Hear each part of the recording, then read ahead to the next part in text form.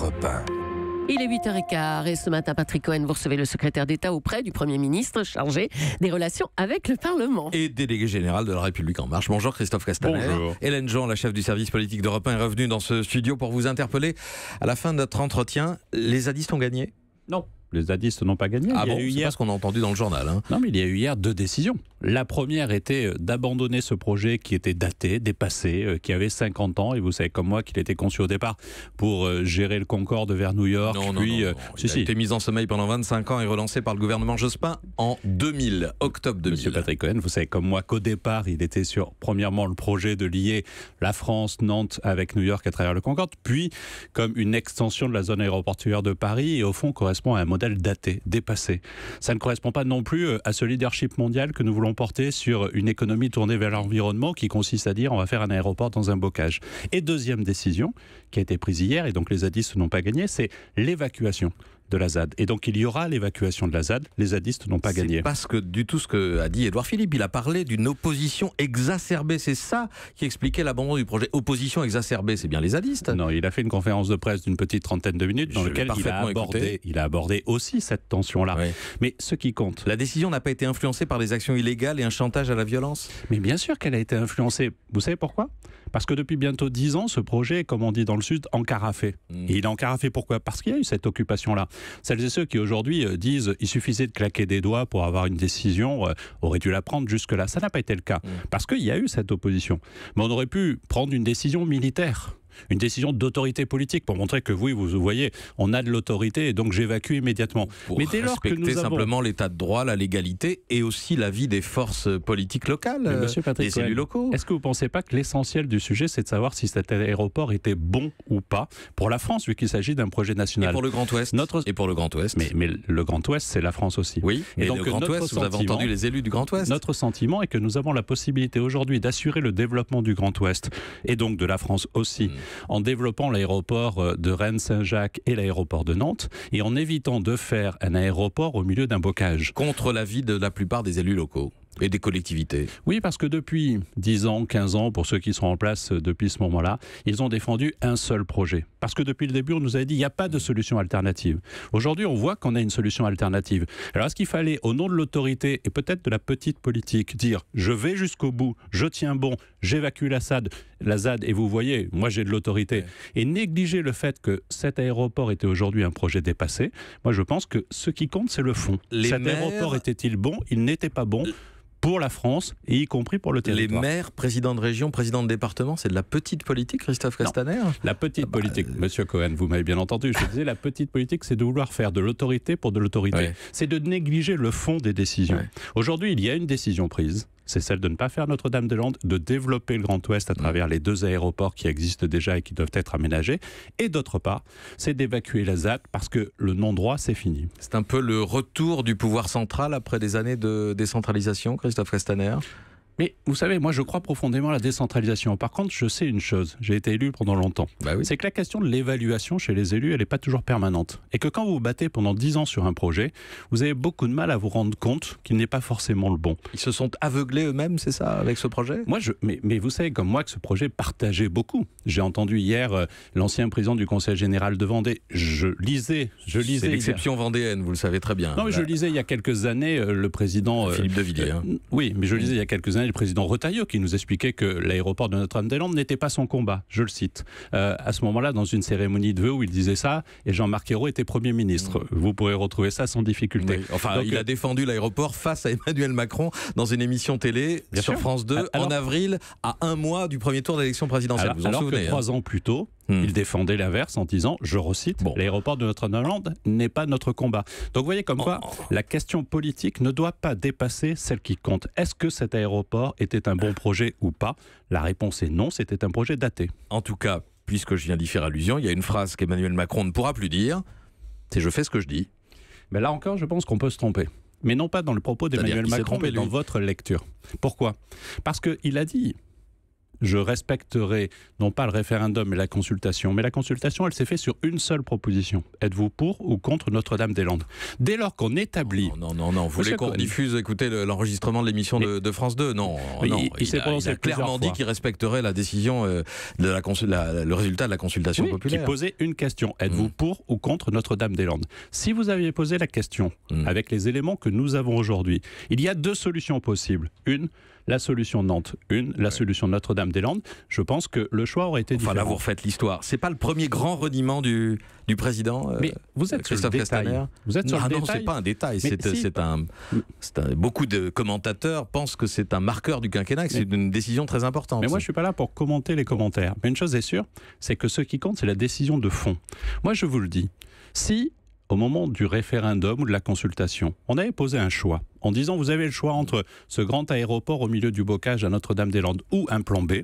C'est ce qu'a démontré l'étude qui a été faite par 3 experts pendant 6 mois qui ont travaillé. Oui, il existe une solution alternative qui permet d'éviter de faire ce nouvel aéroport. Je suis intimement convaincu que la décision était pareille. Emmanuel Macron s'est prononcé sur la base de ce que nous savions, le projet Notre-Dame-des-Landes et la consultation. Nous savons depuis qu'il y a un plan B. Est-ce qu'il fallait l'évacuer, ce plan B ? Vous venez de dire, Christophe Castaner, Emmanuel Macron s'est prononcé. C'est donc bien une décision d'Emmanuel Macron. Mais pourquoi on n'a pas entendu hier? Pourquoi c'est Édouard Philippe qui a pris la parole? Emmanuel Macron a dit qu'il était totalement solidaire de la décision du gouvernement et du Premier ministre. C'est une décision du gouvernement ou de... Monsieur Cohen, vous venez de dire le contraire là. Non, du gouvernement. C'est une décision d'Emmanuel Macron. Non. Hier, nous étions en Conseil des ministres, vous le savez. C'est à la sortie du Conseil des ministres que Édouard Philippe a fait sa conférence de presse. Est-ce que vous imaginez une seconde qu'il n'en a pas parlé avec le président de la République? Franchement, la réponse, évidemment qu'ils en ont parlé. Par contre, le Premier ministre dirige le gouvernement. Il a mené les consultations. Il a rencontré près de 107 élus. Il a pris le temps de discuter avec tous. Il incarne cette décision. Nous en sommes solidaires. Et le président de la République l'approuve. Et il s'est gentiment dévoué pour aller lui-même annoncer cette décision. Le Premier ministre, c'est pas gentiment à la place du président de la République. Il fait son boulot. Son boulot de Premier ministre. Il négocie, il discute, il entend, et il décide. Ça va nous coûter combien, Christophe Castaner? Vous avez commencé à sonder le groupe Vinci sur ses prétentions, sur le dédit que l'État devra verser? On n'a pas sondé. On va ouvrir la discussion immédiatement. Elle s'est faite dès hier. On va discuter avec le groupe Vinci. Je vous rappelle que dans le contrat, il y a la possibilité que le contrat soit rompu pour des causes exceptionnelles. On peut considérer que nous sommes dans ces causes-là. Il y aura des discussions. Oui, c'est prévu. Il y a évidemment cette clause-là qui est prévue. Il y aura une discussion globale. Quelle est la situation exceptionnelle qui pourrait justifier l'absence de versement de dédit? Le fait que ce projet qui a été lancé à un moment donné n'ait plus d'actualité peut être une circonstance exceptionnelle. Le fait que vous avez des changements de pratiques aéroportuaires et aériennes, ça peut être un élément. Tout ça sont des éléments de discussion. Je rappelle que dans le rapport d'experts, il est calculé à peu près que Vinci serait fondé à réclamer quelques 350 millions d'euros à l'État. C'est une formule mathématique en fonction des bénéfices qui auraient pu être faits par le groupe. En fait, c'est un des experts qui s'est exprimé sur ce sujet et qui a appliqué ça. Non, je crois que c'est dans le rapport. C'est pas dans le rapport. C'est un des experts, mais peu importe. De toute façon, Vinci va négocier, l'État va négocier. Mais je préfère vous dire que, comme il s'agit d'argent public, on va tout faire pour effectivement que l'indemnisation corresponde aux engagements financiers de Vinci, et c'est légitime, mais que ça coûte le moins cher aux contribuables. Donc moins de 350 millions. Moi, en tout état de cause. À l'heure qu'il est, j'en suis intimement convaincu. À quelles conditions à l'avenir pourra-t-on mener au bout un grand projet d'aménagement? Qu'est-ce qu'on peut faire de plus et de mieux qu'une enquête d'utilité publique, une consultation populaire, des dizaines de décisions de justice, des consultations pendant des années et des années, etc. etc. D'abord, éviter qu'on ait des situations comme celle de la ZAD qui se reproduisent.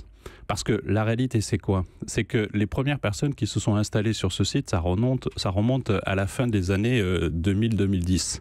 Et donc, à partir de là, il n'est plus question de laisser aujourd'hui s'installer ce genre de choses qu'après, vous avez beaucoup de mal à traiter. Là, c'est dommage parce qu'à Bure, par exemple, il y a des gens qui sont installés contre le projet d'enfouissement de déchets nucléaires. Mais le président de la République a fait 2 demandes au gouvernement. La première, c'est effectivement de faire un état des lieux précis de ces risques-là et de voir comment on pouvait en sortir. Et le deuxième, c'est d'alléger les procédures de consultation, de les rendre plus efficaces, plus populaires. Vous savez comme moi que quand il y a une consultation, qu'elle soit locale pour un plan local d'urbanisme ou qu'elle soit bidépartementale comme pour une consultation comme celle dont on parle, on est dans la situation très pratique où au fond vous n'avez que les intéressés qui viennent, les professionnels de la profession qui participent à la discussion. Oui, il faut réinventer les formes de démocratie participative et de discussion. Bure, ça pourra se faire. Écoutez, moi je ne suis pas spécialiste de ce sujet, mais je pense que ça pourra se faire et que nous avons besoin aujourd'hui d'avoir un centre de stockage de nos déchets nucléaires. Hélène Jouan est face à vous. Hélène, c'est à vous. Christophe Castaner, Richard Ferrand, le président du groupe majoritaire à l'Assemblée nationale, fait de nouveau l'objet d'une information judiciaire pour prise illégale d'intérêt dans l'affaire des mutuelles de Bretagne. C'est une procédure automatique puisque l'association Anticor a déposé plainte. Il avait quitté le gouvernement en juin dernier, sans doute parce que le président jugeait que c'était un instrument de faiblesse. Est-ce qu'aujourd'hui, à l'Assemblée, il a toute sa place pour rester président de groupe ? Comme vous l'avez dit à l'instant, il y a deux décisions. Une de justice qui dit il n'y a pas de mise en cause personnelle, il n'y a pas de faute. Non, c'était une prescription. C'est pour ça qu'il y a eu... Mais la décision de justice, c'est Richard Ferrand n'a pas commis une faute qui devrait être jugée aujourd'hui. Et donc ensuite, il y a une mise en cause automatique. Imaginez cela. Si à chaque fois que vous avez une mise en cause qui est automatique, comme vous l'avez dit dans votre question, tout acteur, qu'il soit journaliste ou homme politique, doit cesser ses activités, je pense que nous entrions dans un système où il suffirait de déposer une plainte pour empêcher quelqu'un d'agir. Donc la présomption d'innocence, ça marche à l'Assemblée nationale, mais pas au gouvernement. Non. La présomption d'innocence, elle marche tout le temps. Ensuite, c'est la capacité. On est vraiment dans une situation très différente.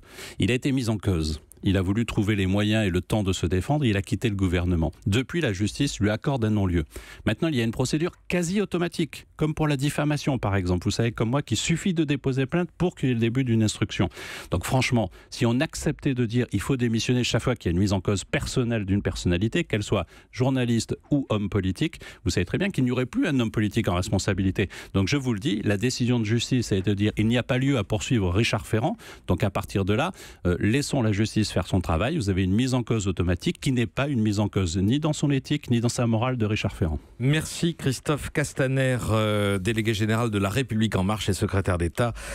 Merci d'être venu au micro d'Europe 1 en direct ce matin. Merci beaucoup. Europe 1.